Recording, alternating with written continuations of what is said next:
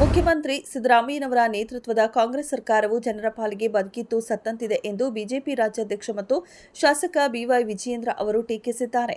ಕಳೆದ 2 ವರ್ಷಗಳಲ್ಲಿ ಈ ಸರ್ಕಾರ ಬಂದ ಮೇಲೆ ಬೆಲೆ ಏರಿಕೆ ಗರಿಷ್ಠ ಮಟ್ಟಕ್ಕೆ ತಲುಪಿದೆ. ರೈತರಿಗೆ ತೊಂದರೆ ಕೊಡುತ್ತಿದ್ದಾರೆ. ಬೆಲೆ ಏರಿಕೆ ಪರಿಣಾಮವಾಗಿ ಬಡ ಜನರು ತತ್ತರಿಸಿ ಹೋಗಿದ್ದಾರೆ. ಯಾವುದೇ ಅಭಿವೃದ್ಧಿ ಕಾರ್ಯಗಳಿಲ್ಲ. ರಾಜ್ಯದಲ್ಲಿ ಅಭಿವೃದ್ಧಿ ಶೂನ್ಯ ಪರಿಸ್ಥಿತಿ ಇದೆ ಎಂದು ಆರೋಪಿಸಿದರು. ದೇವರು ಹಾಗೂ ನಮ್ಮ ಮಧ್ಯೆ ಅರ್ಚಕ ಇರ್ತಾನೆ. ಅದೇ ರೀತಿ ಸರ್ಕಾರ ಹಾಗೂ ಜನರ ನಡುವೆ ಸರ್ಕಾರಿ ನೌಕರರು ಇರ್ತಾರೆ. ನೀವು ಕೆಲಸಕ್ಕಾಗಿ ಜನರನ್ನ ಪದೇ ಪದೇ ಕಚೇರಿಗೆ ತಿರುಗಿಸುವ ಕೆಲಸ ಮಾಡಬಾರದು.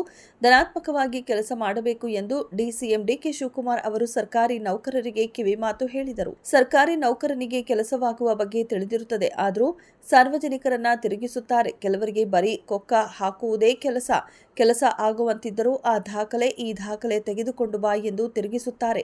ಈ ರೀತಿ ಕೆಲಸ ಮಾಡಬಾರದು ಎಂದು ಡಿಕೆ ಶಿವಕುಮಾರ್ ತಿಳಿಸಿದರು.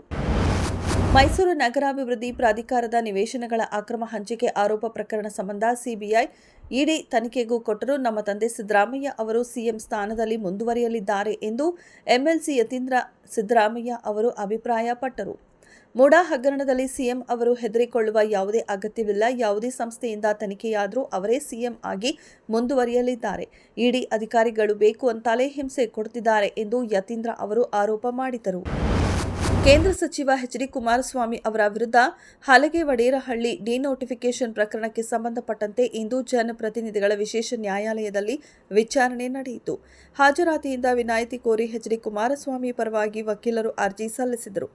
ಡಿ ಕುಮಾರಸ್ವಾಮಿಗೆ ಅನಾರೋಗ್ಯದಿಂದ ಆಸ್ಪತ್ರೆಯಲ್ಲಿರುವ ಕಾರಣ ನೀಡಿ ಅರ್ಜಿ ಸಲ್ಲಿಸಿದರು. ಈ ಅರ್ಜಿಯು ವಿಚಾರಣೆ ನಡೆಸಿದ ಕೋರ್ಟ್ ಡಿ ಕುಮಾರಸ್ವಾಮಿ ಅವರಿಗೆ ಹಾಜರಾತಿಯಿಂದ ವಿನಾಯಿತಿ ನೀಡಿದೆ. ಅಲ್ಲದೆ ಆಸ್ಪತ್ರೆಗೆ ದಾಖಲಾಗಿರುವ ಬಗ್ಗೆ ದಾಖಲೆ ಹಾಜರುಪಡಿಸಲು ಡಿ ಕುಮಾರಸ್ವಾಮಿ ಪರ ವಕೀಲರಿಗೆ ಸೂಚನೆ ನೀಡಿತು.